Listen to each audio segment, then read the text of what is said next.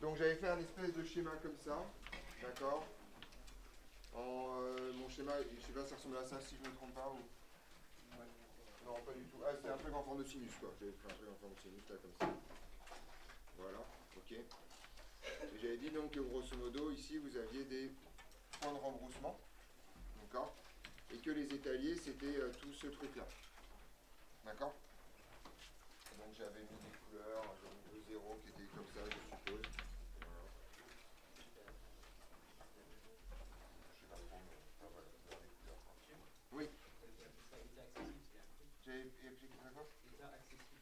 Oui, oui, ça c'était les états accessibles, effectivement.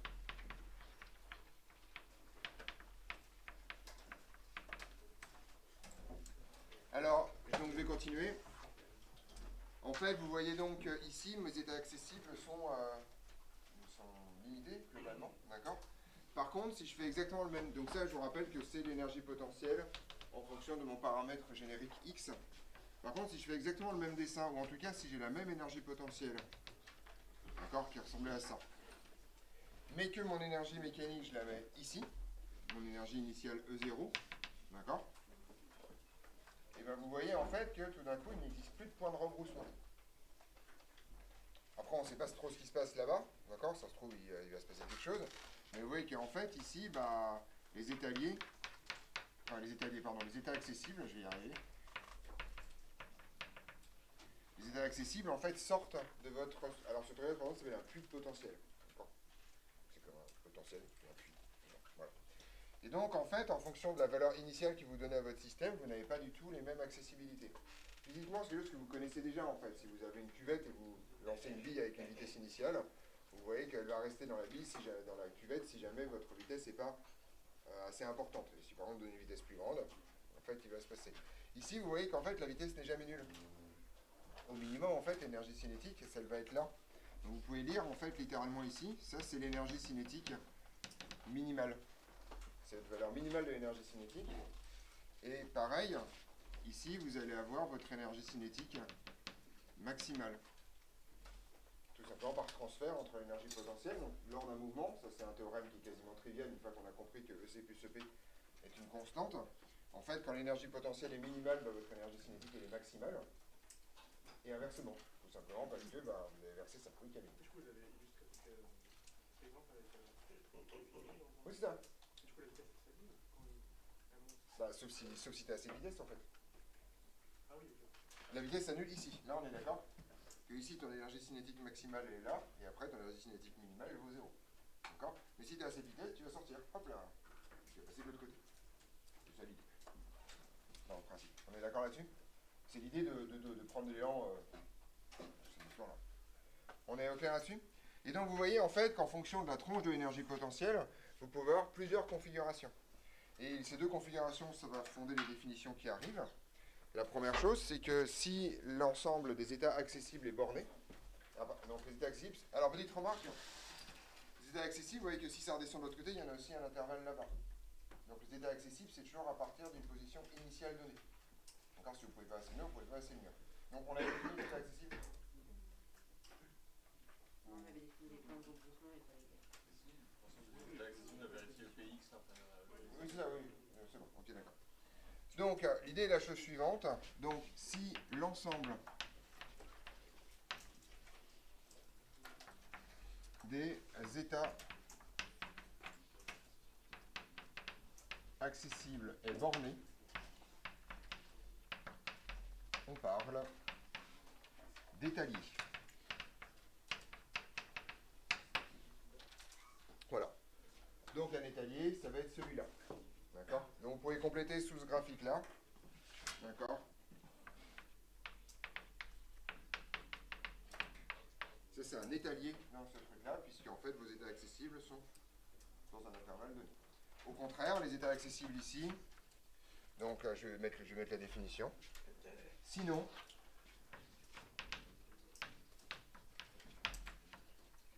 on parle d'état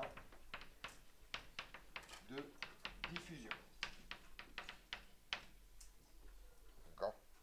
Donc ici, dans les états accessibles, ici vous avez un état de diffusion.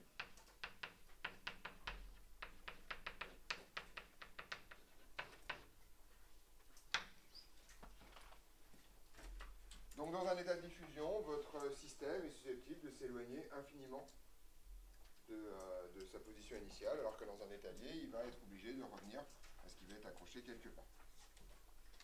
Ça, c'est la première chose. Alors, je reviens là-dessus. Voilà, super. C'est pas écrit dans la question de quand, il faut que je le fasse quand même. Alors, il y a un truc qui est extrêmement important. C'est bizarre que ça soit monté, bon, c'est pas grave, ce sera dans le cours. C'est que, en fait, lorsque vous avez un mouvement. Alors, déjà, on va essayer de comprendre les choses. Les états de diffusion sont des états pas très intéressants. Vous allez tout droit et vous finissez à l'infini, quoi. Voilà, il se passe des choses. Les états liés sont beaucoup plus intéressants. Déjà, vous constatez qu'un état lié se fait toujours autour, c'est pas forcément symétrique par ailleurs, mais en tout cas autour d'un minimum de l'énergie potentielle. Forcément, topologiquement, vous êtes obligé de coincer comme ça. Donc ça, c'est diverses propriétés, donc on est parti. Donc, un état lié, première chose, se fait toujours autour d'un minimum de EP.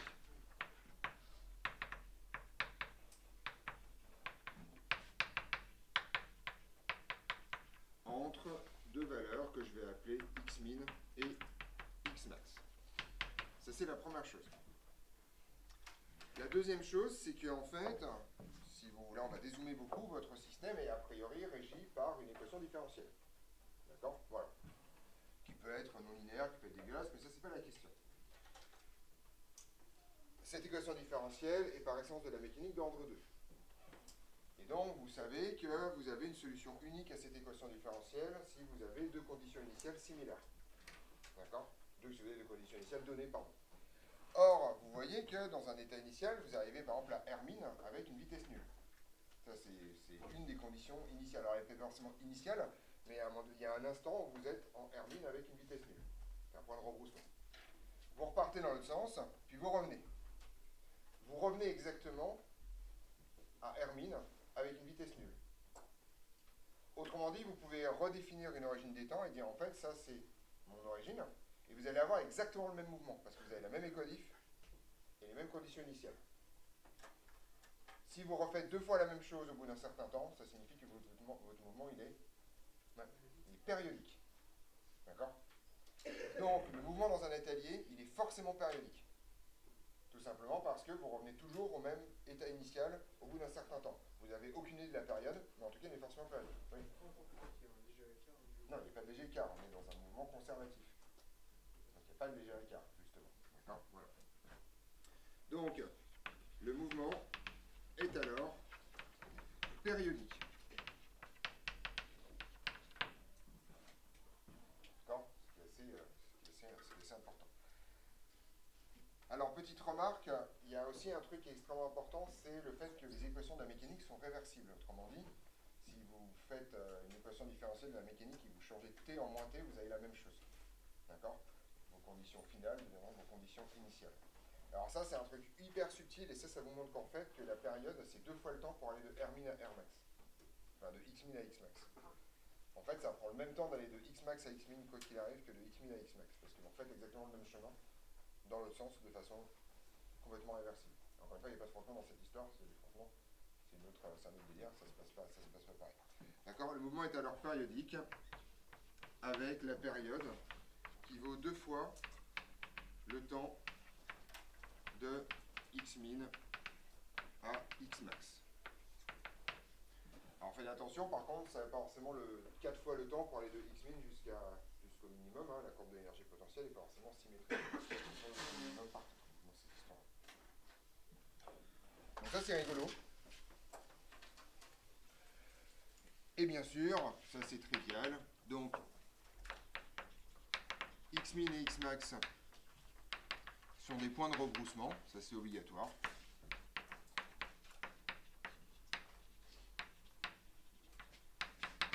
Et donc, la vitesse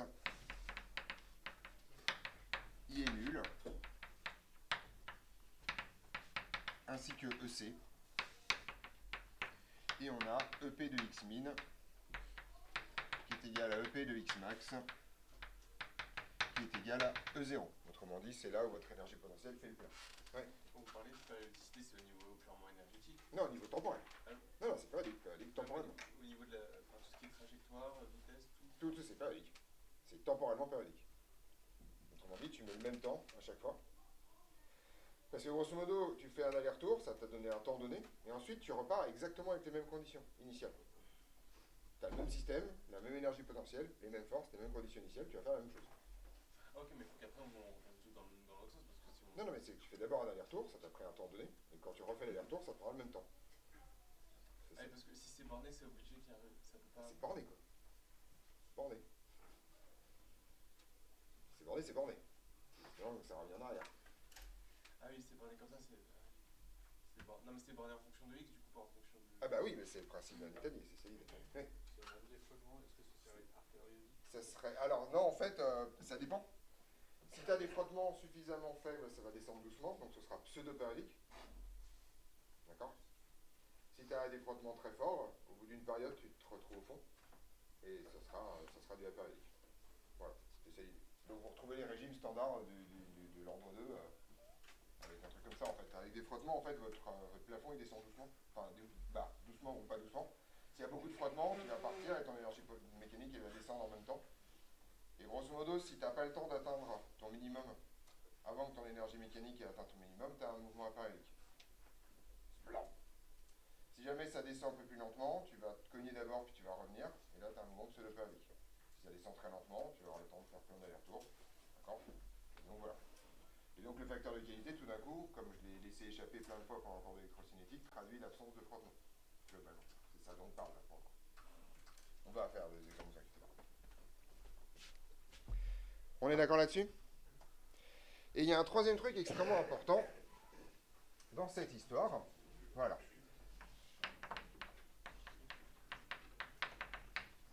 Si on considère la situation suivante,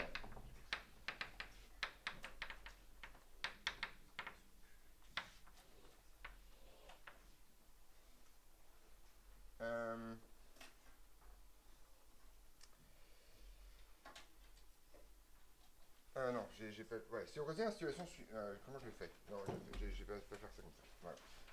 Alors, pardon, je refais.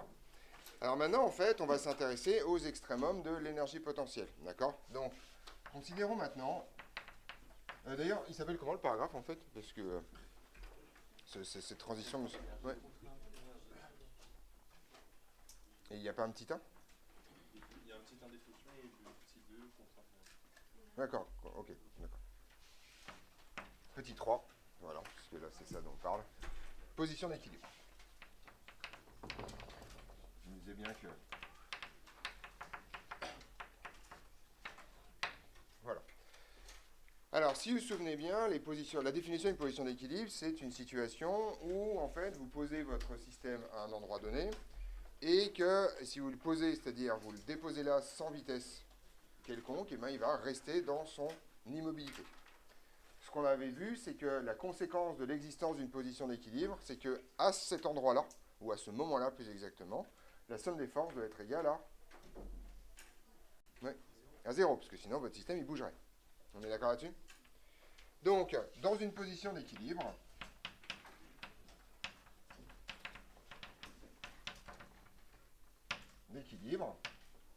eh bien en fait, la somme des forces en x équilibre doit être égale au vecteur nul. D'accord? Voilà. Or, ici, en fait, comme on est dans un système qui est conservatif, eh bien en fait, chacune des forces dérive d'une énergie potentielle. On est d'accord? Et a priori, ça va vous raconter un truc assez important. C'est donc, comme les forces, c'est la dérivée de l'énergie potentielle, on va pouvoir l'écrire autrement. D'accord? Donc, pour un système conservatif,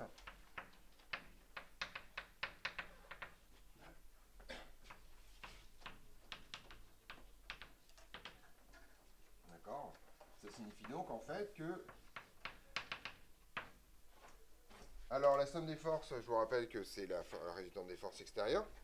Et comme ces forces ne sont portées que par x, ça signifie que mon gradient va s'écrire de façon assez simple. Ça s'écrit d de p sur dx, qui multiplie ex, est égal au vecteur nul. Ouais. Il n'y a pas un moins. Bah si, il y a un moins, mais comme c'est 0, Ah oui. moi je peux mettre un moins si ça Ah va oui, faire non. plaisir. Moi je vais Ah mettre oui, un non, moins c'est comme ça il y a tout, voilà. Voilà. Mais c'est vecteur nul, donc ça change. Donc c'est d2p sur dx en une position d'équilibre. D'accord? Donc là, ça vous raconte un truc extrêmement important, c'est que une position d'équilibre est une position où la dérivée de l'énergie potentielle vaut 0. Ça peut donc correspondre à un maximum, un minimum ou un point d'inflexion de votre énergie potentielle. Oui. C'est quoi entre parenthèses toi Xe. Xe, oui, c'est la position d'équilibre. Ah oui, je l'ai appelé xsec, pardon. C'est xsec. Voilà. Donc, une position d'équilibre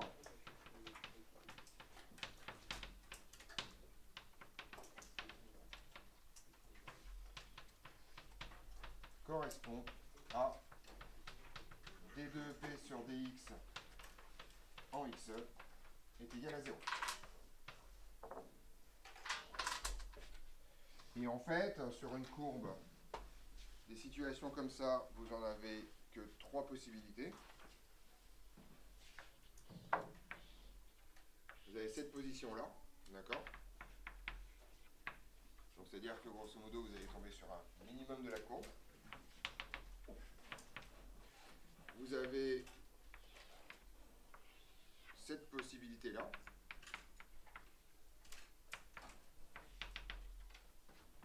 D'accord?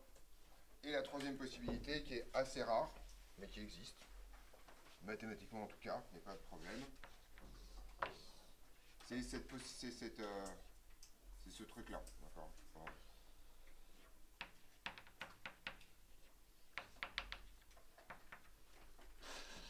On est d'accord que c'est les 3 possibilités que vous avez, hein, d'accord? Ça tient essentiellement à la façon dont votre dérive. Donc là, ici, c'est que votre dérivée change de signe en passant de négatif à positif. Votre dérivée ici change de signe en passant de positif à négatif. Et ici, votre dérivée passe par 0 mais ne change pas de signe. Donc c'est juste un... Hop. Voilà. Donc tranquille. Vous avez les deux sens, bien sûr, dans ce cas. Ouais. Excusez-moi, le gradient, il n'y a que la manière topologique de se le représenter. Tu sais, quand vous Oui, enfin... Non, mais un gradient, c'est n'importe... Un gradient, c'est n'importe quoi. Hein. C'est une variation temporelle, c'est une variation spatiale d'une grandeur, dans une direction donnée. C'est ça un gradient. Enfin, c'est vraiment c'est vraiment un concept ultra simple. Physiquement, le gradient, c'est un concept ultra simple. Un arc-en-ciel, c'est un gradient. C'est un gradient de couleur perpendiculairement à l'arc-en-ciel. C'est un gradient de longueur d'onde. C'est-à-dire que la longueur d'onde varie continuellement, spatialement, dans une direction donnée. C'est un gradient. Le gradient est nul dans la direction de l'arc. Voilà, on va faire un truc simple. On est sur le gradient. On a un arc-en-ciel, d'accord? Voilà. Ok? Ça, c'est un gradient de lambda, un gradient de longueur d'onde. D'accord? Globalement. Et votre vecteur gradient, il va être comme ça, à chaque fois. Et sa composante va être nulle selon Eθ pour le coup. Parce que la couleur ne varie pas quand vous faites changer θ. Donc le gradient à n'importe quel point vous indique dans quelle direction ça varie, la grandeur qui vous intéresse varie le plus. Voilà un gradient de couleur. D'accord? Si vous avez déjà utilisé un logiciel de dessin dans votre vie, c'est exactement ça que vous faites quand vous faites du gradient. D'accord? Prenez une couleur, prenez une autre couleur, en fait. Et vous variez continuellement la couleur de là, ça s'appelle l'outil gradient. C'est pas moi qui l'invente, hein. C'est le nom dans Photoshop, c'est le nom dans GIMP, c'est le nom partout. Donc voilà, ça s'appelle un gradient. Donc n'importe quelle grandeur qui varie continuellement en fonction de l'espace dans une direction donnée est décrite par un gradient. Comme c'est une grandeur qui varie, c'est lié à sa dérivée.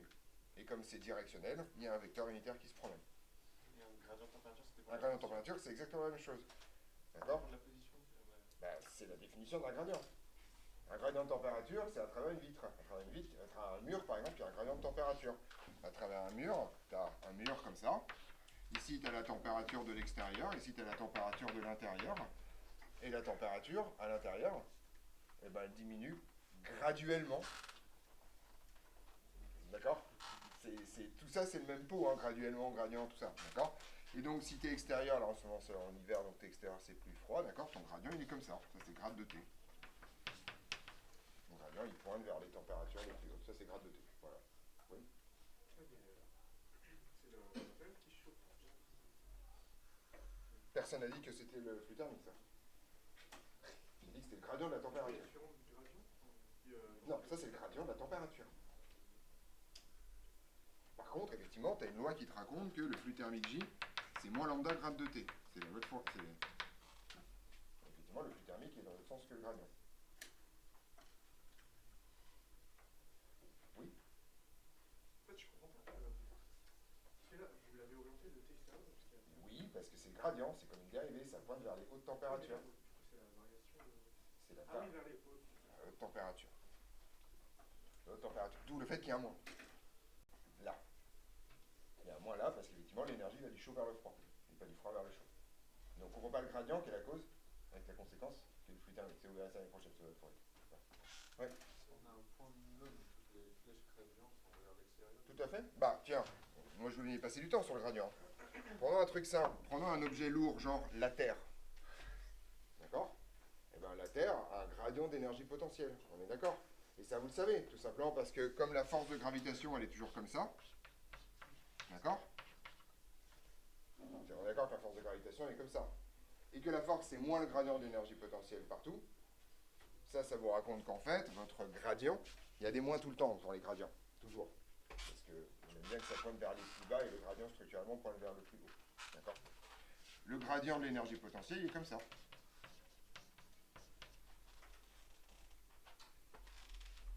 À n'importe quel point, le gradient, il est comme ça. Donc gravitationnellement, la Terre est un sommet d'énergie potentielle. Voilà. De là à dire que la tension au bord d'une résistance, c'est un gradient, il n'y a qu'un pas que vous pouvez franchir allègrement quand même. Dans une résistance, la flèche UAB, c'est un gradient de tension. Ça pointe vers les hauts potentiels, et en convention SFR, ça pointe vers les hauts potentiels, il n'y a aucun problème.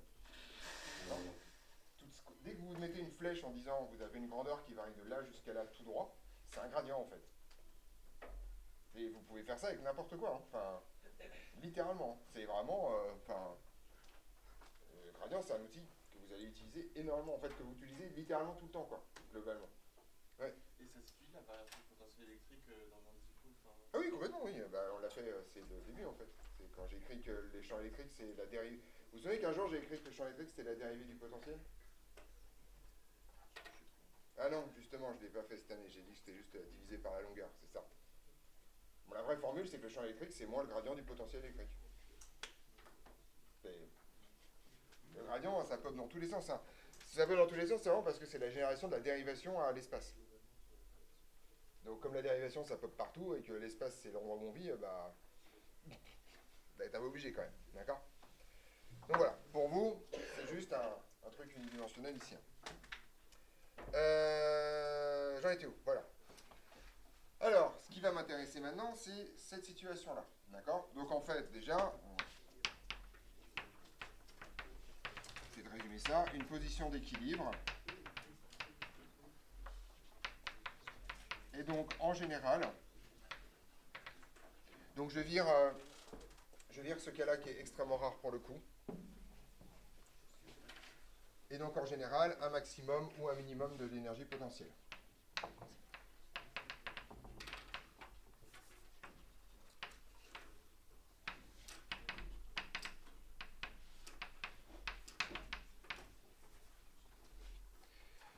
Alors, ce qu'on va regarder, c'est la chose suivante. Si on se place autour d'un minimum,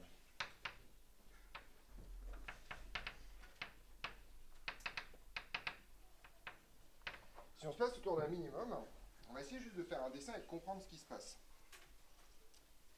Donc je fais un magnifique dessin, j'ai mon énergie potentielle qui est une tête, je ne sais pas trop, mais qui à un moment donné présente un minimum. Là. Donc on est d'accord que ici c'est une position d'équilibre, d'accord? Voilà.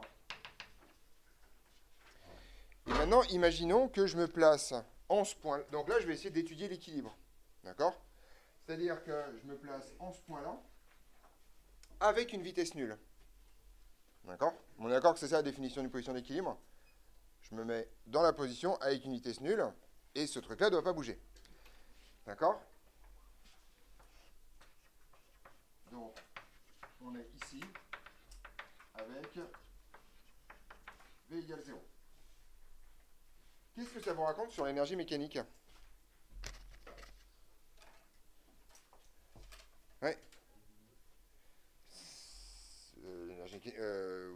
Non. Enfin, oui. Elle vaut effectivement l'énergie potentielle. Si EC vaut 0, l'énergie mécanique vaut l'énergie potentielle. D'accord? Donc votre énergie mécanique, en fait, elle est ici. On est d'accord là-dessus?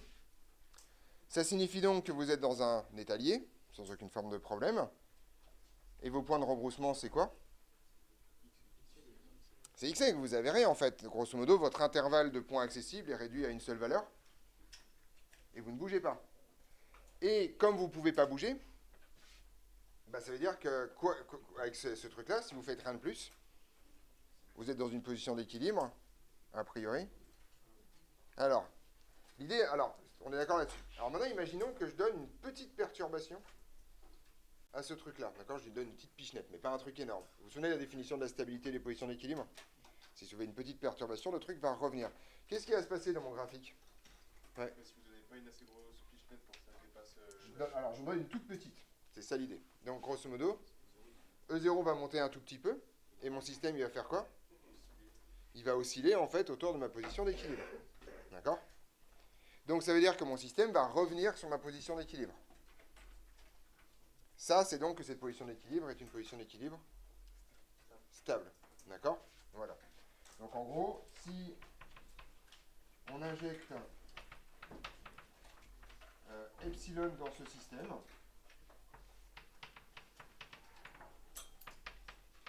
on a un état lié. Et ça, c'est votre premier théorème. Un minimum de l'énergie potentielle correspond à une position d'équilibre stable.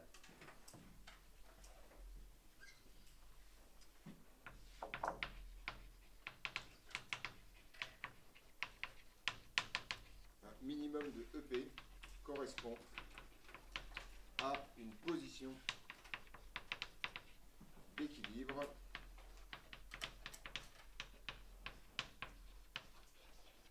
stable.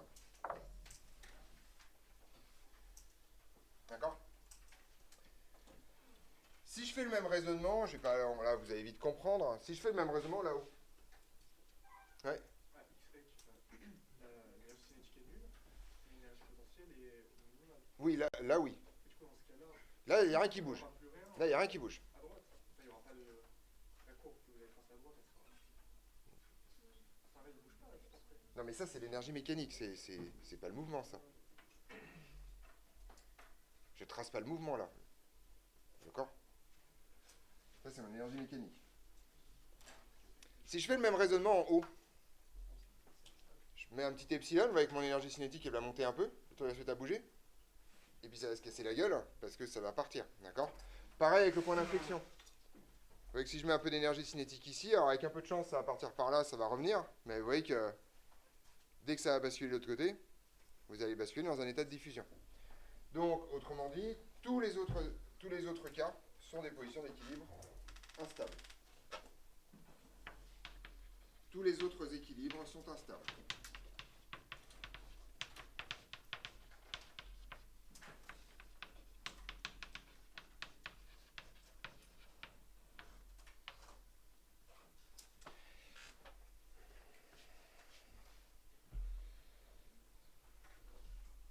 Ok. Bien. Oui, je t'écoute, Louis. Non, il peut y en avoir plein.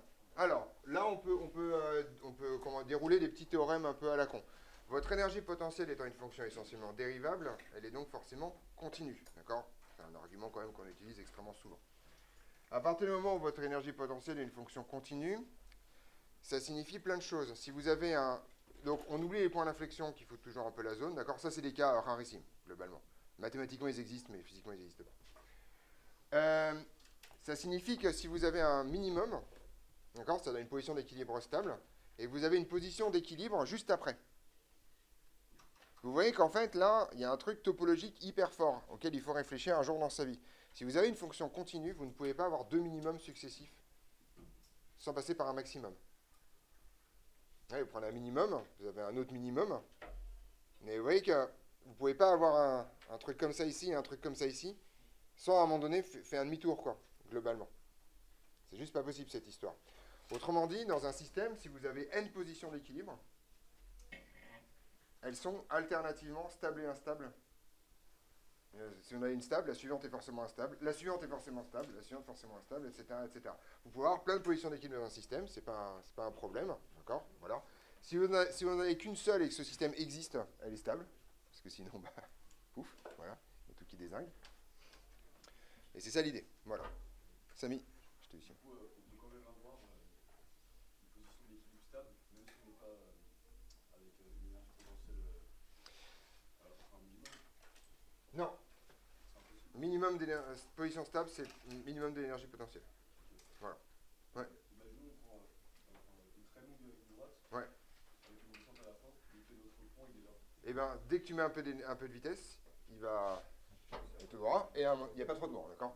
Voilà. Comme il y a pas de frottement, dès que tu mets un peu de vitesse, il va glisser, et dès qu'il va retrouver son truc, c'est fini, d'accord? Donc, en fait, en gros, pour qu'il y ait une position d'équilibre stable, il faut que de chaque côté, ton système puisse se cogner et faire demi-tour. C'est pas très compliqué.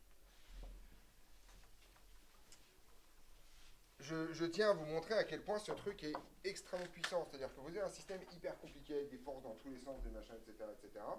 Si vous avez la chance de ne pas avoir de force dissipative, autrement dit, et il y a un truc hyper rigolo, c'est que comme les frottements ne s'expriment pas à l'arrêt, en fait, vous pouvez oublier les frottements si vous n'étudiez que l'équilibre. C'est ça qui est rigolo, d'accord? Si vous avez des forces qui sont non conservatives mais qui ne travaillent pas, vous vous en foutez, elles ne sont pas dans l'énergie potentielle, donc tout ce qu'on vient de raconter fonctionne également. D'accord? Donc l'idée est relativement simple ici. Maintenant, imaginons que vous soyez capable de, vous n'êtes pas obligé de noter, mais c'est juste pour comprendre comment ça marche. Imaginez que vous êtes capable de tracer l'énergie potentielle en fonction de X. Ça vous l'avez, vous avez intégré votre force, vous êtes content. Et vous trouvez un truc comme ça, par exemple. Voilà.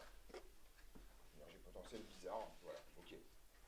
Et bien en fait, c'est hyper impressionnant parce que vous êtes capable de tout savoir en fait. Vous savez que ici c'est une position d'équilibre instable, ainsi que ici, ici et ici. Vous savez que ici, ici, ici sont des positions d'équilibre instables. Vous savez que si vous mettez une énergie mécanique comme ça, et ben en fait vous allez avoir un mouvement périodique et que vous partez d'une zone là, vous allez avoir un mouvement périodique entre ça et ça. Et trouver les valeurs de là et là, c'est simplement résoudre EM égale votre énergie potentielle. Donc vous avez des quantités d'informations énormes. La seule chose que vous n'avez pas, c'est la dépendance temporelle. Vous ne savez pas en combien de temps vous allez faire l'aller-retour. D'accord? Vous ne savez pas à quel instant vous allez atteindre les points. Par contre, vous savez quelle va être la nature du mouvement. Oui. Donc dans un pendule, on est dans ce cas-là. On va le faire le pendule, de toute façon, ça va venir. Voilà, mais ça va venir. Ouais. Du coup, quand c'est écrit un minimum, c'est pas le minimum de toute l'énergie. Non, c'est juste un minimum accessible localement. D'accord? Tu vois que là, par exemple, alors on peut faire des cas bizarres, mais tu vois, ici, si je mets ça comme énergie mécanique, tu vois que ton système, il va faire un truc comme ça, d'accord? Donc il va osciller cette fois autour de deux positions d'équilibre stable, d'accord? Avec un mouvement périodique, mais il va faire un truc un peu étrange au milieu, quoi. Voilà. C'est l'idée, mais on peut dire énormément de choses simplement en traçant la courbe de l'énergie potentielle. C'est juste ce qu'on n'a pas, c'est le temps. Et donc, si on néglige les frottements, on peut faire une pente très lente, mais tant qu'elle ne dépasse pas le maximum. Oui, c'est... Et en fait, même, une fois que vous avez compris ça, si les frottements ne sont pas trop forts, c'est comme si vous avez ce mouvement-là avec cette barre-là qui descend au fur et à mesure. Là, par exemple, vous voyez qu'au départ, le truc va faire ça, et qu'à un moment donné, ce truc-là va atteindre le maximum ici, et donc vous allez être coincé dans la vallée dans laquelle vous êtes au moment où ceci arrive. Et puis après, jusqu'à ce que votre énergie mécanique s'écrase lamentablement sur un minimum d'énergie potentielle, et là, c'est fini, vous êtes à l'équilibre. Ouais. Il y a deux positions d'équilibre dans le cas où l'énergie mécanique. Ouais. Est-ce qu'on peut définir dans laquelle on se trouve à la fin? Non, c'est très pénible, là, pour le coup, ça se calcule. Enfin, faut regarder le moment. En fait, si tu arrives à évaluer la façon dont ton énergie mécanique descend avec le temps, tu peux essayer de trouver le moment où, bling, tu vas être là. Et là, il faut savoir de quel côté tu es. Mais ça, t'en sais rien. T'en sais rien a priori. C'est juste qu'il y a une des deux possibilités à l'arrivée. Mais là, comme ça, justement, comme on enlève l'information temporelle, bah, on perd toutes ces informations-là.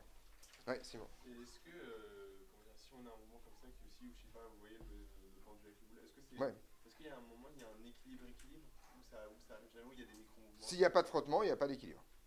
C'est un mouvement perpétuel. Sans frottement, les mouvements perpétuels, ça pose pas de problème majeur. Enfin, je veux dire. Et donc, et savoir au bout de combien de temps ça. Ça, c'est frottement. Et c'est chiant. Enfin voilà. Mais encore une fois, on perd des choses. Hein. Encore une fois, la dépendance temporelle, on ne sait pas. D'accord. Voilà. Mais on a beaucoup d'informations sur ce truc-là. Ouais. Si on prend notre bol avec la bille dedans, Ouais. on met une énergie, Une impulsion, ouais. beaucoup trop forte. Est-ce que là, du coup, notre E0 il sera très haut Hmm. et est-ce qu'on peut servir de la distance entre le E0 et la courbe En fait, ce que tu sais, c'est que... Alors, je vais faire l'histoire du bol, là, je le dessine, hein, d'accord. Donc j'ai un bol comme ça, d'accord, voilà. Et puis, bah, à un moment donné, bah, on va dire que ça s'arrête ou c'est un peu bizarre, l'énergie potentielle, enfin voilà, d'accord. C'est un peu étrange, quoi. Grosso modo, si tu connais ton énergie mécanique totale, tu sais à quelle vitesse ça sort, par exemple. Donc à quel point ça monte? Et donc à quel point ça monte après, effectivement. C'est-à-dire que tu sais qu'une fois que tu arrives là, bah en fait, tu as converti ton énergie mécanique en énergie potentielle, et donc tu connais la vitesse qui te reste. C'est la vitesse de libération, c'est... Voilà, enfin, Non mais c'est extrêmement puissant, ce truc-là, en fait. C'est hallucinant le nombre d'informations qu'on a, juste sur un truc, enfin, on sait juste tracer un graphique, quoi, d'accord. On n'a pas toutes les infos, mais on a beaucoup d'infos. Ouais, Camille. On arrive au moment où l'énergie cinétique est nulle et l'énergie potentielle est nulle. Quelle énergie... Oui, mais quelle énergie potentielle nulle, je comprends pas. Dans ce cas-là, quoi? L'énergie potentielle nulle. On arrive au moment où toutes les énergies sont nulles. Non, il n'y a pas de toutes les... Non, stop. L'énergie potentielle égale 0, ça ne veut rien dire. L'énergie potentielle, je la définis à une constante additive près, donc... Par exemple, Et il n'y a pas d'énergie potentielle. qui a dit ça? Qui a dit ça? Là, si j'ai envie que l'énergie potentielle vaille 4 terajoules, elle vaut 4 terajoules, quoi. Ça dépend de la fréquence. Non, ça dépend de ce que je choisis comme origine des énergies potentielles. C'est encore plus abrupt que ça, quoi. Je fais ce que je veux de ma vie. Elle a tout à fait l'énergie potentielle. Regarde, pousse ton bouchon. Encore. Encore. Encore. Ah bah, oh, une énergie potentielle. Ce qui compte dans l'énergie potentielle, c'est sa capacité à descendre. Pas sa valeur. Elle est potentielle, d'accord? La valeur de l'énergie potentielle n'a aucun intérêt. Ce qui compte, c'est est-ce qu'elle est susceptible de descendre ou pas. Si elle est susceptible de descendre, elle va se convertir en énergie cinétique. Dans ce cas-là, quand on l'atteint, Qu'on attaque quoi? je comprends pas. À partir du moment où on arrive à X-Tech, Oui, mais ça, l'énergie potentielle n'est pas nulle, là. L'énergie potentielle est nulle ici. Qui est un point complètement au pif, quoi. Elle n'est pas nulle, l'énergie potentielle. Sa dérivée est nulle. mais du coup, c'est à partir de quand qu'il n'y a plus de mouvement. Bah là. Quand l'énergie... Plus de mouvement. Donc, ta phrase, c'est quand l'énergie cinétique est nulle et que l'énergie potentielle est... Et elle est quoi, là, l'énergie potentielle? Égale à l'énergie mécanique. Non, mais... Elle est, vas-y, Sacha, minimale. Donc, la phrase correcte, c'est quand l'énergie cinétique est nulle et que l'énergie potentielle est minimale, alors on est à l'équilibre, effectivement. Mais c'est à partir de quand qu'il n'y a plus de mouvement, Bah, même à l'infini, enfin, que le mouvement s'arrête. Mais je comprends pas le mouvement. Attends, mais j'arrive même pas à... De quoi tu me parles? Quand on arrive à un stade, T'es à l'équilibre, t'es posé. on est arrivé à un moment où le système a Non mais l'infini, c'est quoi? L'infini en quoi? Quelle variable? Je comprends rien à ce que tu me dis. en temps. Bah c'est bon, c'est fait là. Ça bouge pas, ça bouge pas. C'est pour ça qu'on arrive à X-Tech, Oui. l'objet ne bouge Plus. Plus. du tout. Bah non. Bah je sais pas, t'as trop s'est posé là depuis le début du cours. Elle a pas envie de se barrer là globalement. Donc si tu la laisses comme ça jusqu'à la fin des temps, elle va rester comme ça jusqu'à la fin des temps. On est d'accord. C'est bon? Ça s'appelle la définition d'un équilibre. C'est quoi la définition d'un équilibre? Énergie. Non, la définition, ce qui est écrit en vert depuis mardi, qu'il faut se mettre dans la tête au fur et à mesure. Donc, là, une position d'équilibre, c'est une position où quand tu poses ton objet dessus avec une vitesse nulle, elle perdure dans son état d'immobilité. On est d'accord que c'est ce qu'on a écrit à peu de choses près? Voilà. Bah, c'est ça. Donc, quand je dis perdure, c'est perdure. Jusqu'à ce que mort s'en suive. Celle de l'observateur en général. Voilà. Ok? Zoom. Bien. Ok, petit 4. Ça. Nickel. Oula, faut que je bouge. Petit 4.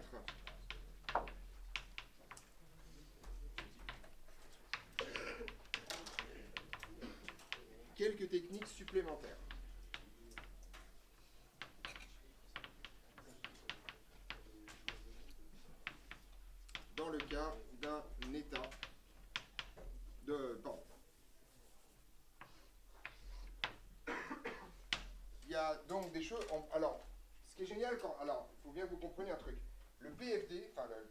propriétés de mouvement, c'est pénible. On en a plein les doigts, il y a des vecteurs partout, c'est compliqué, il y a la géométrie. Là, tout d'un coup, on est revenu à un truc niveau play school, genre je sais tracer la courbe de l'énergie potentielle en fonction de la variable d'espace, et je sais si mon mouvement est dévié, s'il est périodique, où sont les points de rebroussement, quelle est la vitesse, quelle est l'énergie cinétique maximale, c'est la folie. D'accord. Donc c'est cool. Quand on tombe sur un truc comme ça, d'accord, on a envie de le presser jusqu'au bout pour voir si, ce qu'on peut extraire comme information. D'où ce paragraphe, quelques techniques supplémentaires. Comment est-ce qu'on va réussir à torturer notre équation de conservation d'énergie mécanique pour qu'il parle le plus possible. D'accord. Voilà. Et donc, en fonction du cas où on est, on va avoir deux choses qu'on peut demander. Le premier cas, c'est cas des états de diffusion.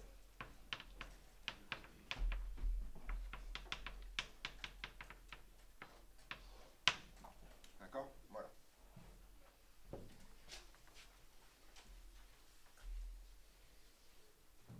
On est d'accord là-dessus?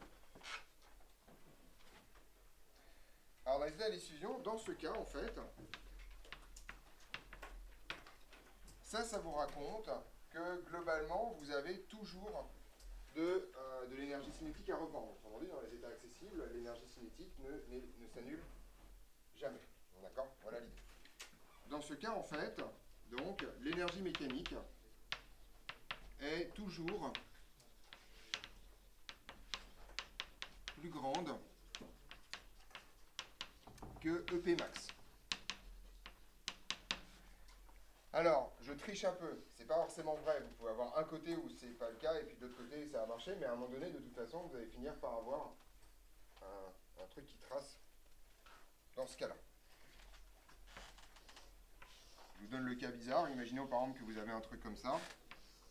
Ça c'est votre énergie mécanique, et mon EP max c'est où ici, dans ce contexte-là? C'est ce truc-là, d'accord? Donc grosso modo, vous avez un état de diffusion dans ce sens-là, et c'est ça que je vais appeler EP max, d'accord? Ça là, voilà. Ça c'est EP max. Okay. Alors, en fait, on peut se poser deux questions.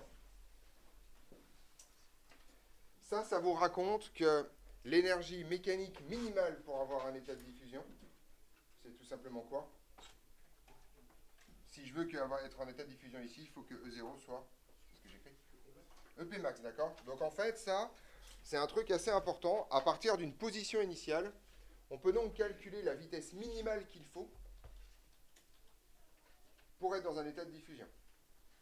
Ce truc-là, ça porte un nom, ça s'appelle la vitesse de libération. D'accord? C'est la vitesse minimale qu'il faut pour que justement vous passiez au-dessus. C'est une définition générique. D'accord? On peut alors calculer. Oui, c'est ça. Calculer à partir d'une position x0 la vitesse minimale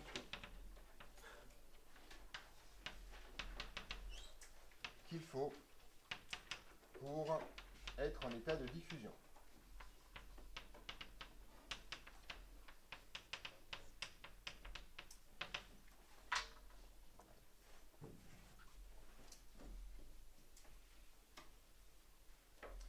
Donc grosso modo, vous l'écrivez relativement nettement. Vous avez 1 demi, donc on va l'écrire. Ça signifie donc que 1 demi de m facteur de v minimal au carré, d'accord, plus votre énergie potentielle en x0 doit être égal à quoi pour que ce soit minimal? Enfin, pour que vous soyez pile poil à la limite, effectivement, à EP max. D'accord?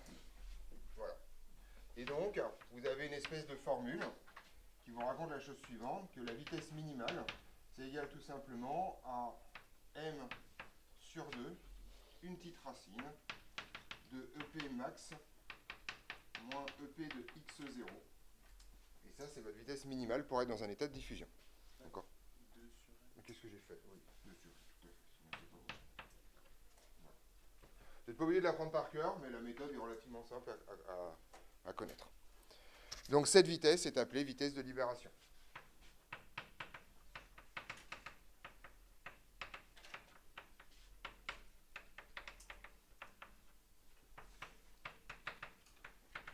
Tout simplement simplement parce que si vous avez une énergie cinétique qui vaut ça ou un peu plus, votre particule, elle est libérée et délivrée en même temps. D'accord? Oui, Mathieu. Hein? Bah, c'est l'écriture de la conservation d'énergie mécanique. C'est un 1,5, c'est l'énergie cinétique, ouais. À un moment donné, je veux que, quand même si j'écris mal, dans le contexte, vous compreniez ce que je suis en train de faire, quoi.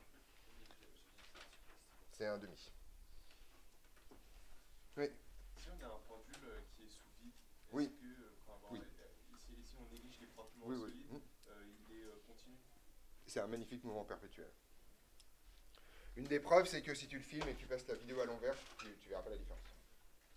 Les principes mouvements perpétuels, ils sont forcément réversibles, et en fait, les mouvements perpétuels sont irréversibles. Ça se voit par essence. Oui, Denis. Je ne sais pas si ça serait possible un mouvement perpétuel. Les mouvements perpétuels de première et de deuxième espèce sont impossibles. Sinon, non, le mouvement perpétuel, il n'y a pas de raison. C'est quoi la première? Première espèce, c'est que tu ne peux pas extraire du travail sans aucune forme d'énergie d'un mouvement perpétuel. Et la deuxième, c'est que tu ne peux pas extraire du travail d'un mouvement perpétuel monotherme. On n'a qu'une seule source de chaleur.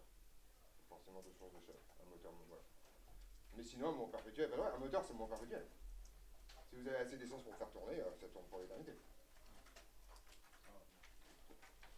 Pas de problème, ça. D'accord? Voilà. Donc, ce qui est interdit, c'est donc faire des mouvements perpétuels, c'est extrêmement simple. C'est-à-dire que filmer quelque chose qui dure pendant l'éternité, voilà, ça marche. Et on a de la chance. Je vous rappelle que vous vivez sur une planète qui, quand même, essentiellement, est dans un mouvement perpétuel, quand même. C'est plutôt cool, en fait. Enfin, c'est pas très perpétuel parce que le soleil, à un moment donné, va décider de déconner un peu. Mais sinon, on n'avait pas de problème. Hein. Ouais.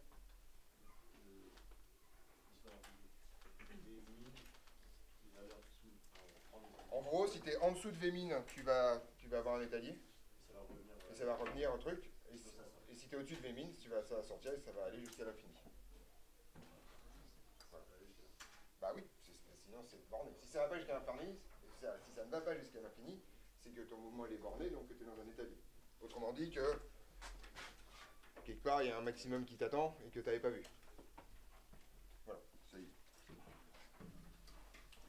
Donc pour les états de diffusion, il n'y a pas grand chose d'autre à raconter, c'est la vitesse de libération.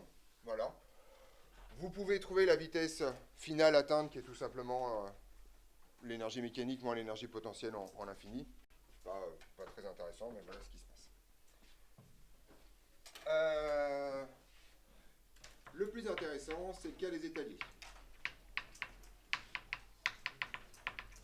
Et les cas des étaliers, ils sont donc périodiques.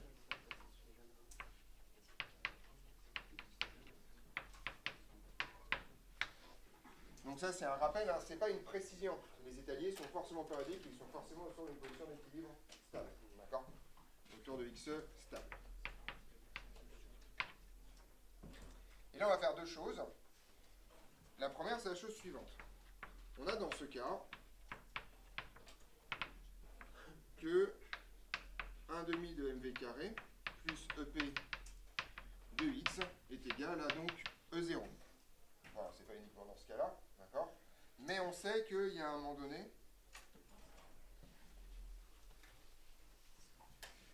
donc on a ça, et il existe x min et x max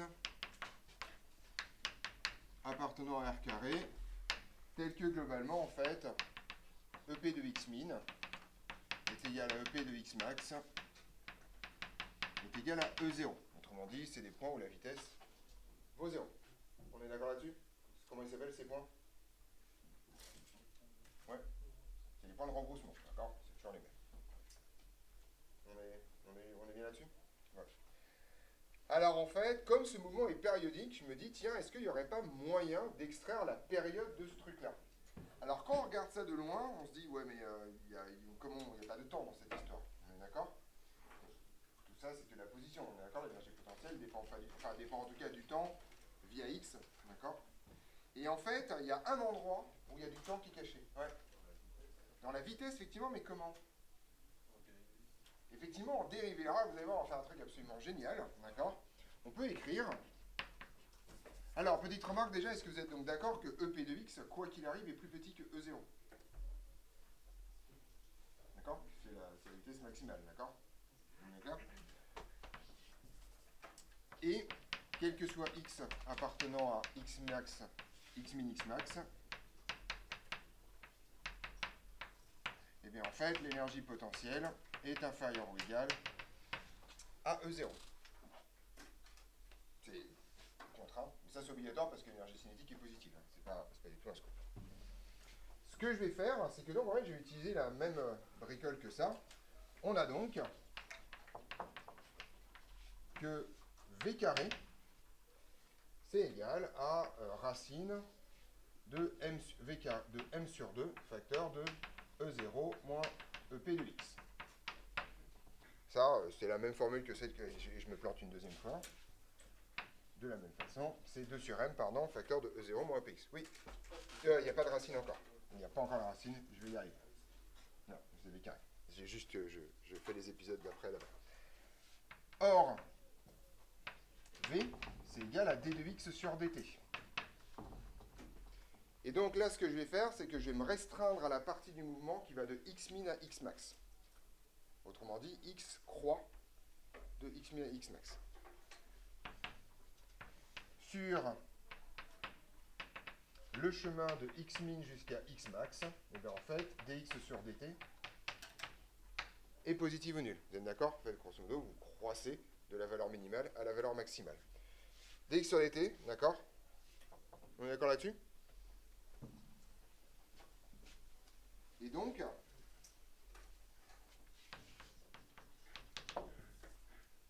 eh bien en fait, je vais écrire que de x min à x max, j'ai donc que d de x sur dt, c'est égal à la racine carrée, cette fois c'est bon, j'ai le droit, c'est 2 sur m de E0 moins EP de x. J'ai pas de problème de valeur absolue parce que dx sur dt est positif, d'accord? Et mon radicand est bien positif puisque par définition l'énergie potentielle est toujours plus petite que l'énergie mécanique initiale E0.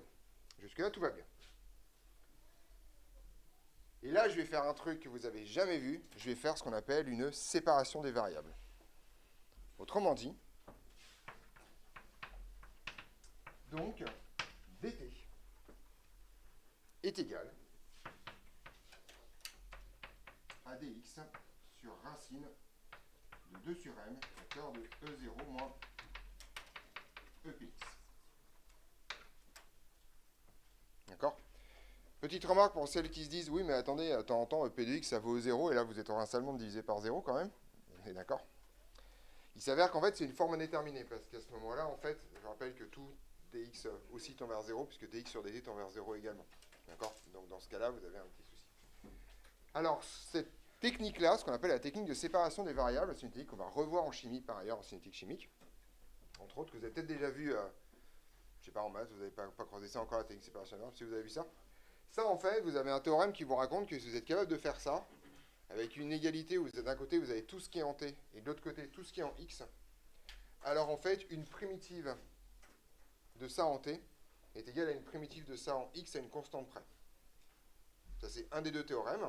Ou l'autre façon, qui est la base en fait du changement de variable dans la théorie de l'intégration, c'est que grosso modo, l'intégrale de t1 à t2 de ça est égale à l'intégrale de x1 à x2 de ça, avec x1 qui correspond bien à t1 et x2 qui correspond bien à t2. D'accord? Et maintenant, on va comprendre un peu les choses. De x min à x max, vous voyez ce qu'on fait, d'accord? C'est de la valeur minimale de x jusqu'à la valeur maximale de x. Autrement dit, dans ma cuve d'énergie potentielle, je suis en train de faire un truc comme ça. D'accord? Ça prend combien de temps de faire ça? 2 fois le temps de x min. Non, pas 2 fois. Je fais juste ça. La moitié du temps de x min aller-retour. C'est ce qu'on a vu tout à l'heure. Et ça s'appelle quoi? Alors, c'est effectivement la demi-période. On est d'accord? La période, c'est de faire l'aller-retour. La période, c'est le temps de faire ça. Donc, aller de x min à x max, ça prend exactement une demi-période. D'accord? Et donc ça, en fait, on va pouvoir faire un truc absolument incroyable. C'est la chose suivante. Vous allez voir, c'est fou. Donc, l'intégrale de 0 à t sur 2 de dt, c'est égal en fait à l'intégrale de x min à x max. Tout simplement parce que si vous êtes en x min à t égale 0, vous êtes en x max à t sur 2. D'accord? Alors, si vous voulez pas mettre 0, vous pouvez mettre t0 ici et t0 plus t sur 2, hein, ça revient au même. Hein, d'accord? Donc, mais en tout cas, il faut bien que vous compreniez que ces bornes correspondent de ce truc absolument affreux là-bas, qui est racine de dx facteur de 2 sur m, facteur de EP, E0, pardon, moins EP de x. Et ça vous permet de faire un truc absolument incroyable, c'est que vous pouvez extraire la période sous forme intégrale. Parce que la première intégrale, elle vaut quoi? Ça vaut t sur 2. L'intégrale est une constante. D'accord. Ça, c'est l'intégrale de 1. Et donc la période vaut 2 fois l'intégrale de x min à x max de dt divisé par racine de 2 sur m facteur de E0 moins EP de x. Alors, en général... pardon. Je te remercie. dx. En général, cette intégrale n'est pas calculable non plus. Elle est autant calculable analytiquement que l'équation différentielle est soluble. Autrement dit, pas. En général, d'accord? Sinon, ça fait pas chier. Néanmoins, ça, vous pouvez mettre ça dans une machine. Vous pouvez toujours évaluer une intégrale de façon numérique. Et donc, en gros, par la méthode des rectangles, par exemple, vous pouvez évaluer le résultat de ça sans problème. Je t'écoute, Mathéo. On ne peut pas dire que c'est 1 sur racine d'une constante. Ah bah ouais, une super constante. Ah oui, Une super constante qui varie, quoi. Bah non, on peut pas. 1 sur racine de x plus b, c'est à 1%. Qui a dit que c'était affine?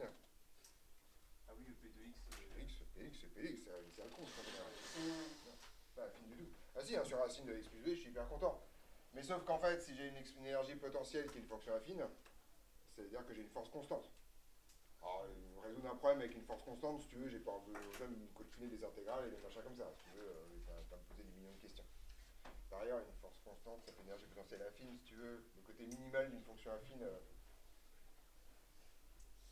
il va falloir aller gratter longtemps pour aller chercher le minimal. D'accord? Mais donc ça, vous pouvez mettre ça dans une machine sans aucune forme de problème et avoir des valeurs numériques sur le sujet. On est d'accord? Donc ça vous permet de trouver la période dans cette histoire. Deuxième chose intéressante, c'est la chose suivante, et on terminera sur ce truc-là dans les astuces. On peut enfin étudier quelque chose qu'on a déjà vu ensemble, les petits mouvements autour de la position d'équilibre. D'accord?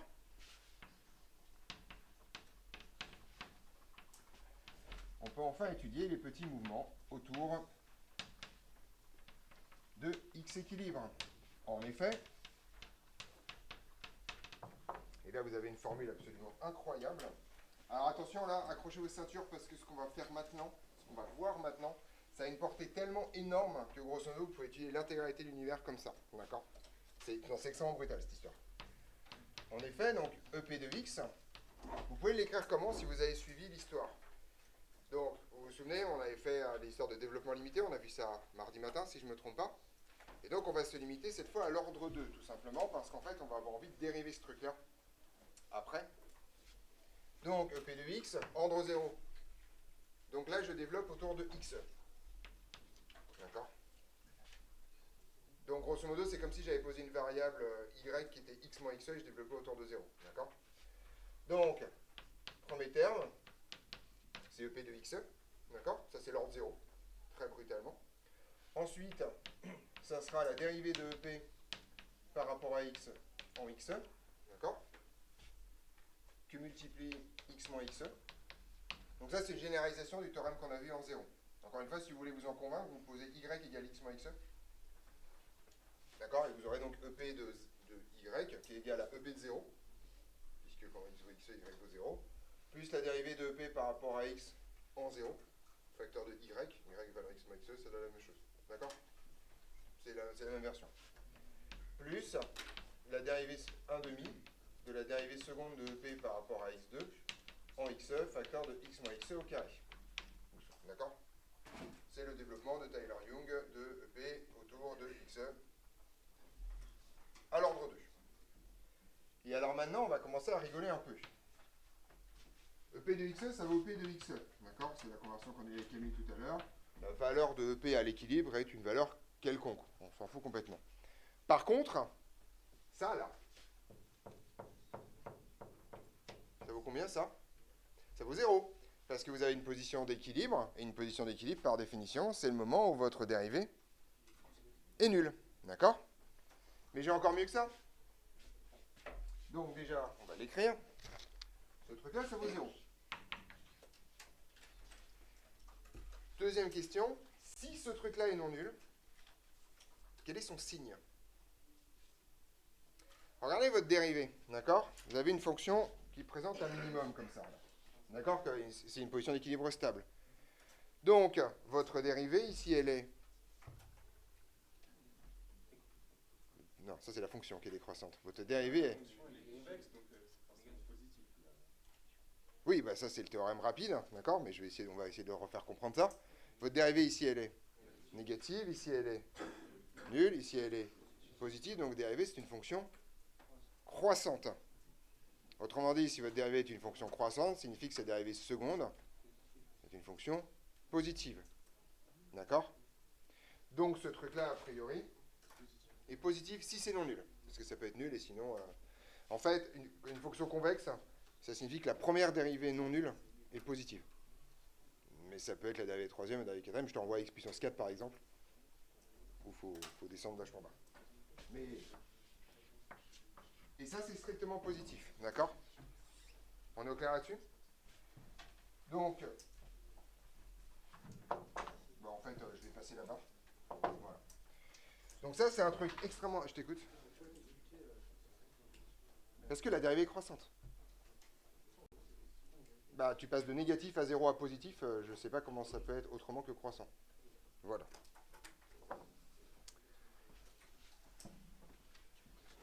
Donc, l'idée est la chose suivante.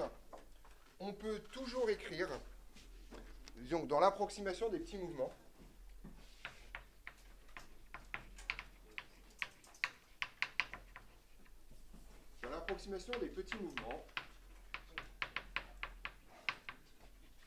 on peut toujours écrire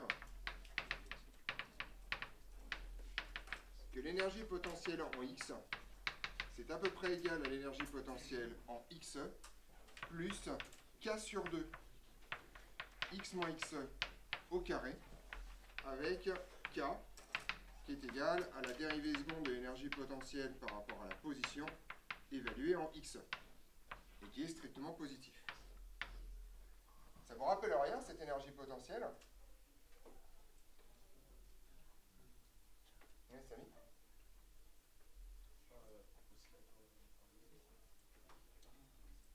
C'est un oscillateur harmonique, c'est l'intégrale première d'un oscillateur harmonique. Alors ok, je dézoome un tout petit peu. Vous allez ouvrir grand vos esgourdes.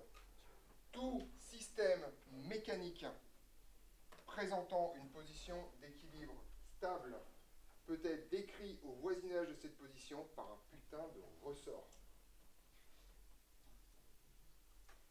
Donc, si on étudie le ressort en mécanique, c'est pas uniquement parce qu'on a une fascination pour des jeux bizarres avec du métal, d'accord? Mais surtout parce qu'a priori, n'importe quel système mécanique peut être modélisé par un ressort si on s'y prend bien.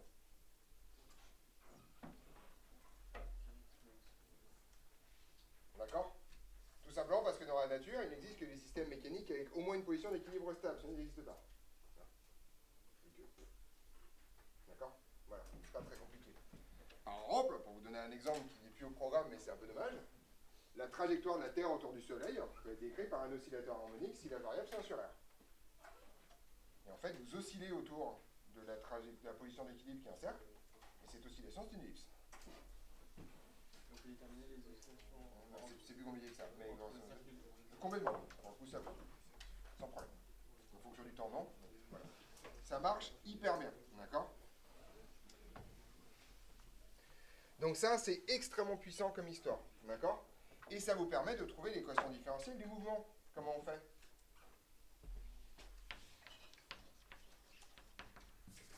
On a alors que E0 est égal à 1 demi de mx point carré plus une constante dont je me fous royalement, plus k sur 2 facteur de x moins xe au carré. Qu'est-ce que j'applique comme théorème pour avoir l'équation différentielle du mouvement? Vous vous souvenez comment on fait pour trouver l'équadif à partir de ça? Il faut dériver par rapport à quoi? Raté. Il faut dériver par rapport à... Mais X, c'est un nombre. Vous n'arrivez pas par rapport à un nombre. Hein? Bah, par rapport au temps. C'est tout, là, d'accord? Il faut dériver par rapport au temps, et donc en fait, dériver l'énergie mécanique par rapport au temps, ça applique quel théorème?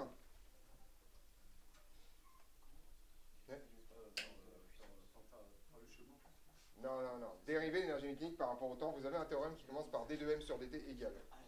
C'est effectivement le théorème de la puissance mécanique, d'accord?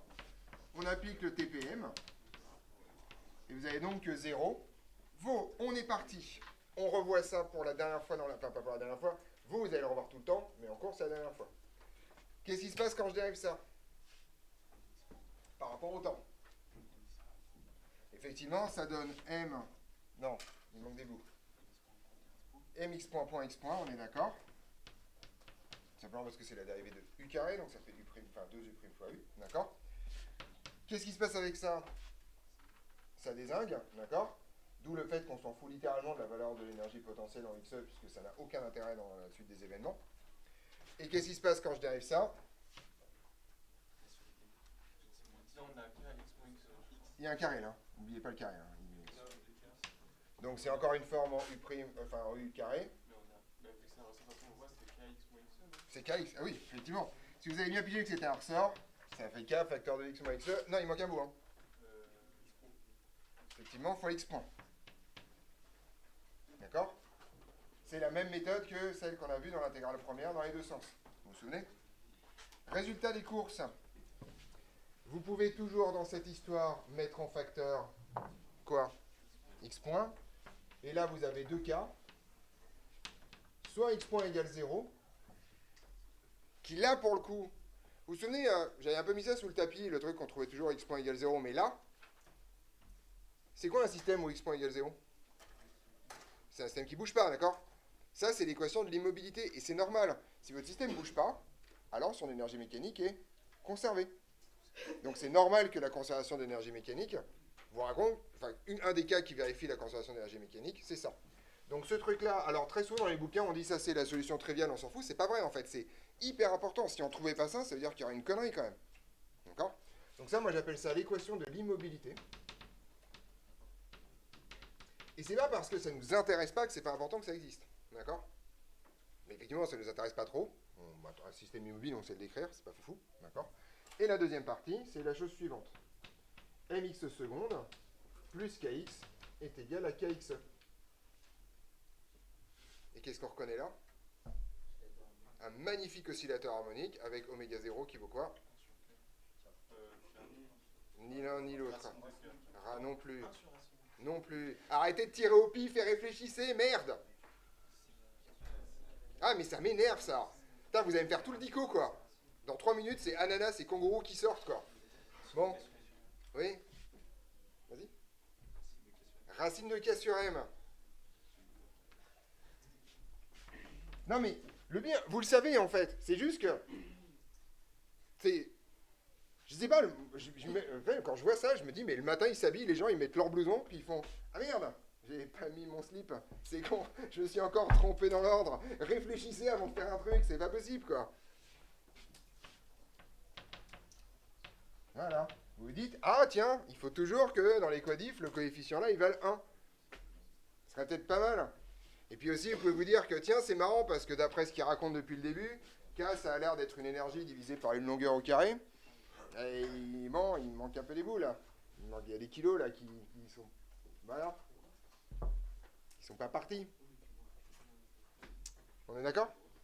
Et on est d'accord que la position d'équilibre, c'est XE. Il n'y a pas de problème en fait, enfin, tout retombe sur ses papates sans aucune forme de pitié. On est au clair là-dessus? C'est pas magique ça? Voilà. Alors, nous avons terminé. Petite remarque. Voilà, ça c'est bon, partie costume. Ok, ça on l'a vu.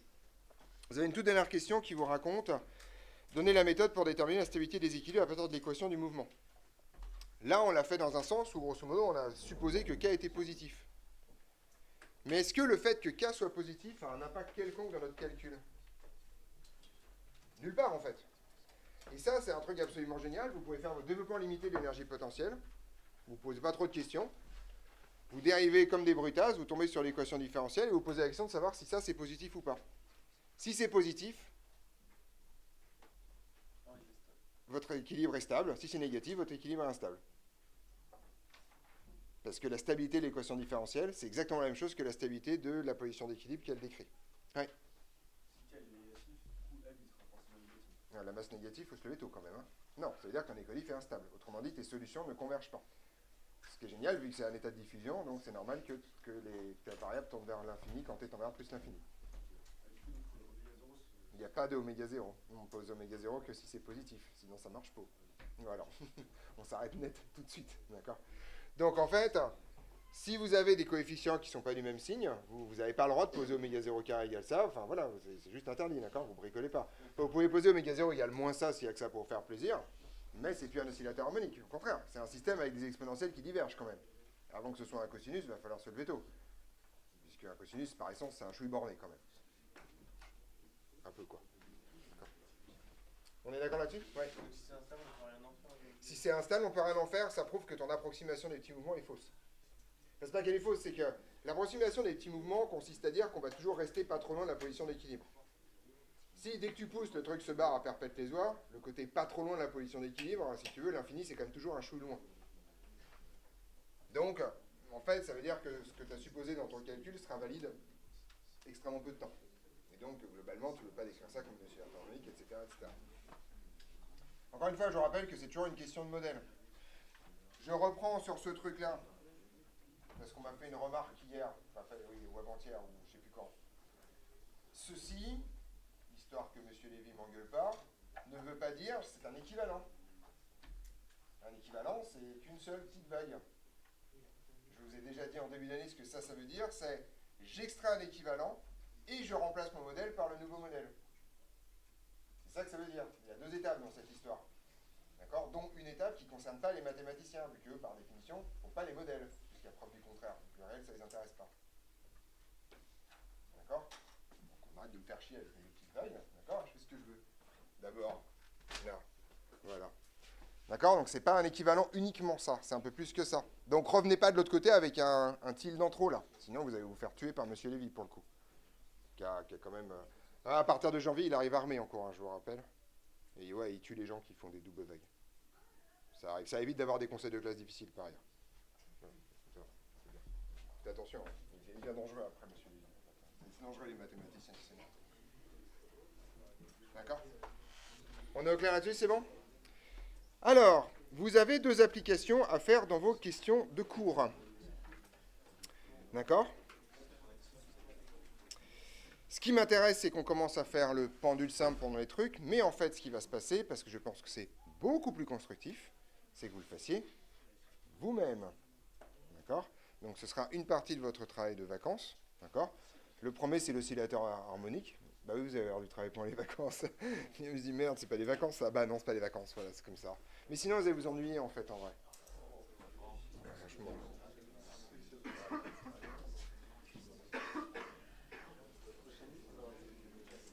Et donc, on en est au petit ou au grand?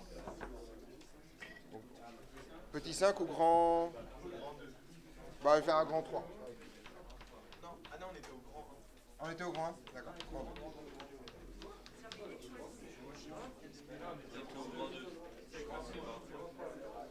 C'est bon? 1, 2, 3, soleil. C'est parti.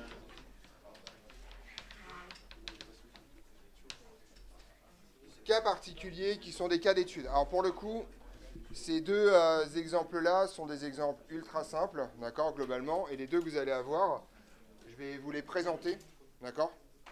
Donc on va faire les choses, et ce sera à vous de faire les calculs, etc., etc. C'est pas très compliqué par ailleurs, ce sera extrêmement guidé, il n'y a pas de budget, pas de vous planter, mais donc ce sera du montrer que, tracer ça, enfin voilà, etc., etc. D'accord? Le premier cas, qui n'est pas le premier dans vos trucs, mais voilà. C'est donc l'application 1, qui est dans vos questions de cours, c'est réviser les équations différentielles d'ordre 2. C'est un ressort Vous avez des frottements, vous n'avez pas de frottements, enfin voilà, globalement, régime périodique, pseudo-périodique, tout ça, ça vous fera le plus grand bien. D'accord? Celui qui m'intéresse ici, donc, le premier, c'est donc l'oscillateur harmonique mécanique. Et là, je vais directement faire CF télécours. Voilà, qui sera un télécours que vous aurez à faire vous-même pendant les vacances. Donc le principe est le suivant, je vous donnerai le sujet, je vous enverrai le corrigé quelques jours avant la fin des vacances, et ce truc-là devra transférer sur votre cahier à un moment donné ou à un autre. Vous pouvez même le coller si vous voulez, hein, vous n'êtes pas obligé de le recopier comme des débiles, mais ce qui m'intéresse, c'est que vous le pratiquiez vous-même. Ouais. Excusez-moi, je l'ai dépassé, mais on avait le EP de X et vous l'avez décomposé en E0 moins EC. Non mais le EP qui était EP de X qui était dans le nombre de gauche. Oui, j'ai dit que c'était EP de 0, EP de X plus... Enfin, vous avez dit que c'était E0 moins EC. Non. Il y avait EP de X à gauche. Parce que, mais en fait, je voulais savoir, c'était surtout pour passer du 1 demi mv carré au X rond carré. Ah, j'ai juste un mouvement unidimensionnel. Ok, mais par Donc comme il n'y a que du X, V, je l'appelle X point. Mais si on était en polaire, on aurait mis Rθ. C'est ça, tout à fait, on aurait mis Rθ point. En gros, mon paramètre X, c'est un truc générique, donc il vaut X, Y, Z ou Rθ si jamais t'es en polaire. En sphérique, la vitesse, ça c'est... Si, la vitesse, tu connais. Ah oui, la norme de la vitesse. Mais là, c'est unidimensionnel, de toute façon. Donc, c'est soit R point, soit Rθ point, on ne fait pas deux paramètres en même temps. Le petit 2, c'est le pendule simple. Et la seule chose que je vais écrire aujourd'hui, ça tombe bien, il ne reste plus longtemps, c'est la définition d'un pendule simple, parce que c'est la seule chose que vous êtes censé savoir. D'accord? Donc, on appelle pendule simple un système constitué d'un point matériel qui est attaché au bout d'une tige. D'accord? Pas d'un fil. Une tige, comme ça, vous pouvez le mettre en l'air sans que ça pose de problème. Ça y est.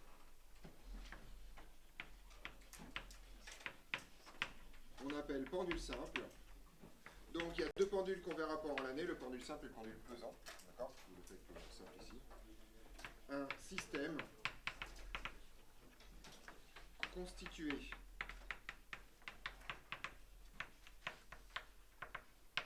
d'un point matériel que je vais appeler grand M et qui va avoir une masse petit m, d'accord, attaché au bout d'une tige,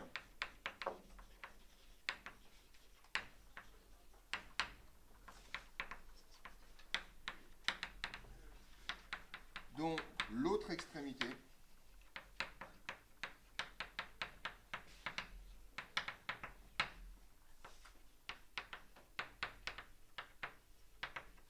est attachée au bâti par une liaison rotule.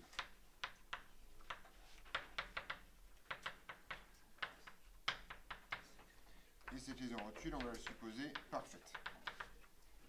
Grosso modo, de l'autre côté, votre tige, elle peut faire n'importe quoi, sans frottement, sans rien, elle peut se déplacer dans tous les sens, en rotation. Voilà.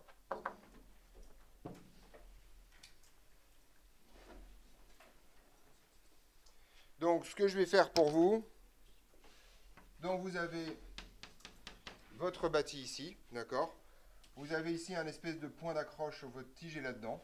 Donc votre tige, encore une fois, c'est une liaison rotule, donc elle peut avoir n'importe quelle rotation, pas de translation, elle n'a pas de casser la gueule. Par contre, elle a le droit de tourner dans n'importe quelle direction autour de ce truc-là. Ouais. On peut dire que ça peut tourner comme ça aussi, il faut que le bâti soit bien foutu pour ça. Il n'y a aucune restriction. On suppose qu'il n'y a aucune restriction. On se débrouille, quoi. Voilà. D'accord, voilà. Si on fait ça, ça sera une liaison pivot, on fera des tours, sinon c'est un cardan, enfin on se débrouille, mais on se débrouille pour que ça marche bien. D'accord, voilà. Voilà votre point matériel M. Et on va admettre, parce que ça c'est hyper compliqué à prouver en fait en vrai, on va admettre que si votre vitesse initiale est nulle, ou s'il y a un moment donné où votre vitesse s'annule, d'accord, alors votre mouvement sera plein. D'accord? Un pendule simple, si vous le jetez avec une vitesse horizontale, il n'aura pas un mouvement plein, il aura un mouvement dégueulasse. D'accord? Il va tourner comme ça, grosso modo, et il va osciller en même temps. Il va faire ce qu'on appelle des courbes de lissage. D'accord? C'est compliqué. Si par contre vous le lâchez, comme ça, il va avoir un mouvement plein, qui est dans le plan initial du poids et de la tension du fil. Voilà, c'est tout. Ok? Donc on admet Donc, je mettrai une question MPSI étoile sur le sujet pour le prouver ça, d'accord? Par la méthode de l'air. On admet que si, à un moment donné,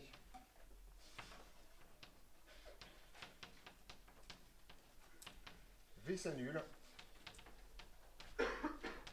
alors le mouvement est plat.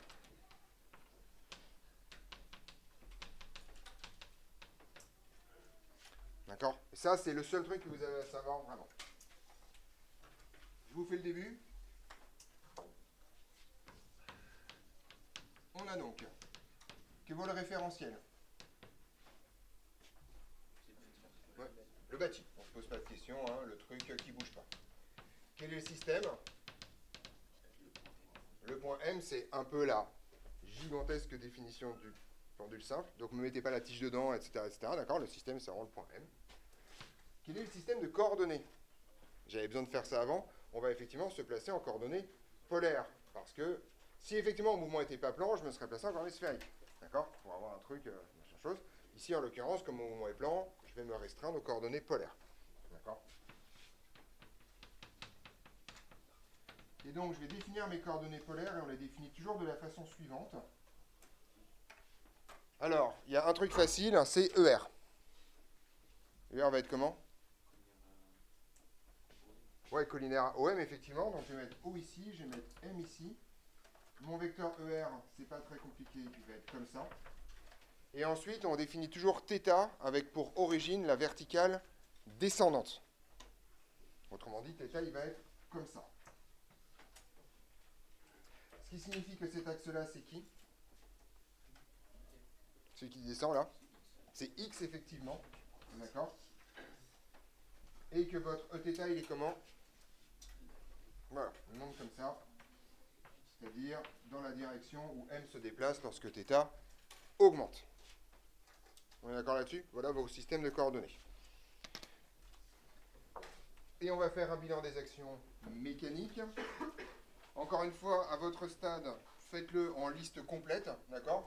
On va juste mettre ce qu'il y a dedans ou pas. Donc, bilan des actions mécaniques.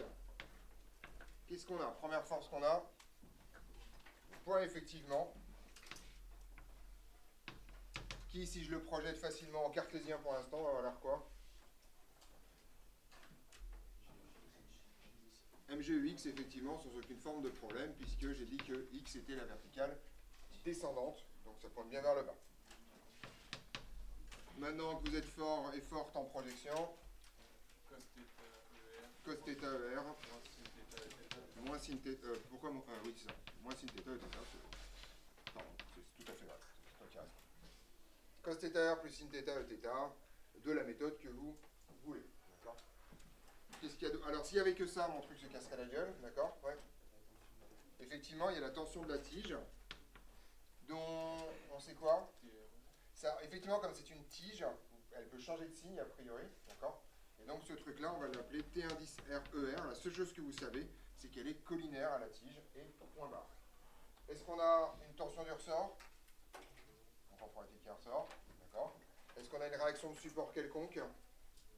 Non, a priori, hein, le seul support qu'il y a, il est en haut, mais il s'exerce sur la tige.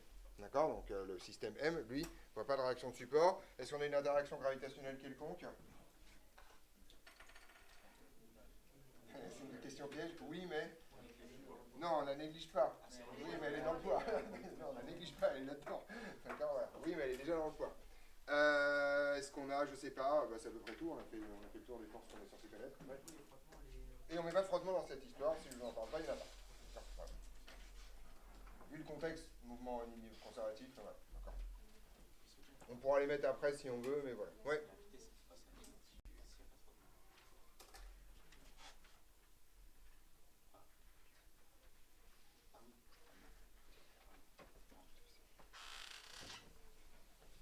Elle ne peut pas s'annuler définitivement. D'accord? Mais elle peut avoir, il existe au moins un instant où la vitesse va être nulle. D'accord? On est d'accord là-dessus? Voilà. Et donc, finalement, qu'est-ce qu'on va... On a deux façons de trouver l'équation différentielle du mouvement. Donc, ce que je vais faire avant que vous ne partiez, c'est vous donner les deux équations de la mécanique qui vont nous intéresser. D'accord? Première équation, Et les deux vous donnent à peu près les mêmes résultats. C'est le théorème de la quantité de mouvement. Le théorème de la quantité de mouvement vous raconte que MA est égal à T plus MG. À votre avis, dans quelle direction on va projeter ce truc-là pour avoir l'équation différentielle du mouvement? Est-ce qu'on va la projeter selon ER ou est-ce qu'on va la projeter selon Eθ? Selon Eθ, effectivement, d'accord. Parce que ça va avoir le bon goût de faire quoi, de projeter selon Eθ? Ouais. Faire disparaître la tension du ressort. Alors, on est dans un mouvement de quelle nature? Circulaire, exactement. Donc, on connaît l'expression de Aθ. Ça vaut quoi, l'expression de Aθ dans un mouvement circulaire? Alors, j'ai oublié de dire la tige, on va l'appeler L. On va lui donner une petite longueur, on va l'appeler L. Ouais, ça fait? Non, c'est la composante orthoradiale de l'accélération. Ouais, ça c'est la version compliquée. La version simple. Non, mais non, ça c'est la version compliquée. Ouais. Il n'y a pas de R point. Arrêtez de me dire des trucs comme ça. Dans un mouvement circulaire, c'est plus simple. Directement la version simple. Non, ça c'est la radiale. Et ça c'est la version compliquée. Oui. Voilà, Lθ point point, effectivement. ML θ seconde, qui effectivement, vous la dérivée de θ, j'ai pas de problème avec ça, d'accord. Mais... Donc ML θ seconde, projection sur le θ de ça, dans un mouvement circulaire, est égal à la projection selon Eθ de t qui a le bon goût de valeur 0, et la projection selon Eθ de mg qui vaut moins mg sin θ. Vous voyez que schluck, sproch, terminé au revoir, d'accord. Et donc il a, on met pas de θ. C'est fini, après pour les scalaires, c'est terminé. Voilà votre équation différentielle du mouvement, qui a le bon goût d'être pas linéaire. Donc, pas de bon goût en fait. D'accord? On ne sait rien faire avec ça, juste rien. Ouais. Imaginons qu'on aurait pris selon ER. Est-ce qu'on aurait pu tomber. Enfin, est-ce qu'à la fin, on revient au même résultat? Non, pas du tout. ER te donne les renseignements sur TR. Ah, nous, on ne veut pas TR. Si tu veux l'expression de TR, c'est ton R qui va avoir fait. En fait, ça te donnera des informations sur T. Parce que tu sais que l'accélération, enfin voilà, tu vas donner une relation entre TR et l'accélération radiale. Oui. Quand on dit par rapport à Eθ et projeté sur Eθ, C'est la même chose, Deuxième théorème possible. Est-ce qu'on est dans un mouvement conservatif? Oui. Parce que c'est la seule qui donne l'équation du mouvement. Ça se voit manifestement. Est-on dans un mouvement conservatif? Alors, on va faire la liste. Est-ce que c'est conservatif? Oui, c'est conservatif, énergie potentielle, on adore ça. Est-ce que c'est conservatif? Non. Ah non. Celle-là n'est pas conservative. Ah, zut. Mais... Ouais. C'est pas... on est sur Eθ. Il n'y a pas de projection là. Je demande la nature du mouvement. Grosso modo, est-ce que l'énergie mécanique est conservée? C'est quoi la... Ouais. Arrêtez de me balancer des trucs bidons, vous avez des théorèmes de cours, quoi. Ok, à quelles conditions l'énergie mécanique est conservée?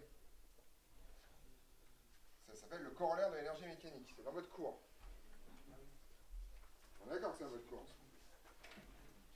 Oui, Samy.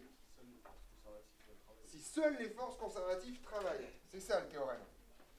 Donc Mg est conservative, on s'en occupe pas, elle peut travailler, c'est pas le problème. Mais celle-là n'est pas conservative, mais... Pourquoi elle ne travaille pas? Parce qu'on fait F fois scalaire T. Oui, mais vous avez un théorème aussi sur le fait que les forces ne travaillent pas.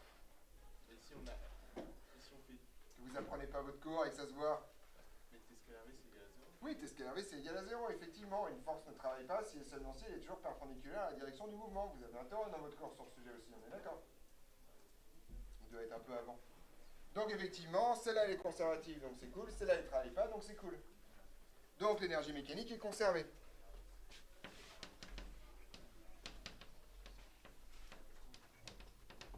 Et donc ça signifie que votre E0 s'écrit comment? Il me reste juste ça à écrire.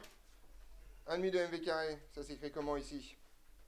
Mouvement circulaire, vous avez une expression de v carré, ou de v en tout cas dans le cas de mouvement circulaire. Ah ouais, c'est le cours d'il y a 2 semaines. Si, la vitesse c'est ça, vas-y, on est parti. Donc 1,5 de m, allez on y va? Ouais. pas de R ici. L L carré, θ point carré, magnifique. Plus l'énergie potentielle. D'accord? Énergie potentielle, vous la connaissez par cœur, c'est quoi? Énergie potentielle de pesanteur, ouais. Non, il n'y a pas de moins.